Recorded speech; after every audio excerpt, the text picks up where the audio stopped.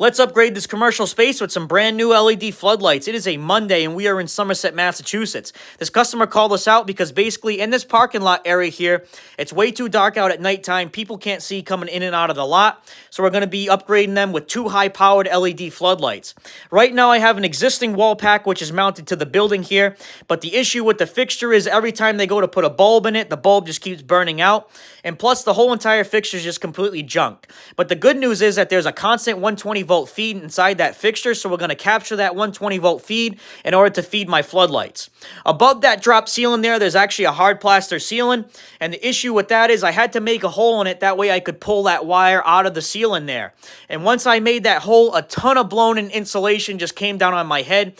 This stuff makes a mess, it just goes all over the floor, and it's such a pain to clean up.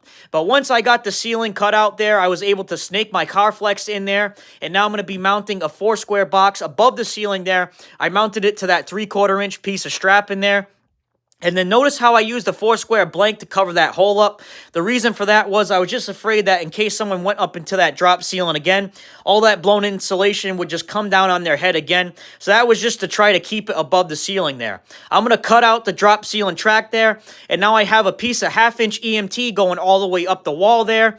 I used two 1/2-inch EMT clips, and then I used another 4-square box. And you might be saying to yourself, hey Lance, why did you mount the switch all the way up, that high? Well, I just matched all the other switches that were inside the building. All the other switches were that high, so I just wanted to keep everything consistent. Notice how I wrote the circuit number was unknown. So basically, we had to do all of this live. I have no idea where the circuit was. There's like 10 different panels inside this commercial space, and trying to find it is just way too much work, and it takes way too much time. So we're going to be using these commercial floodlights here, and take a look at how nice this turned out. We got a piece of 1/2-inch Carflex going all the way down there. I used 3 1/2-inch clips there. And then as you can see, that was that piece of 1/2-inch Carflex going into the side of the building there.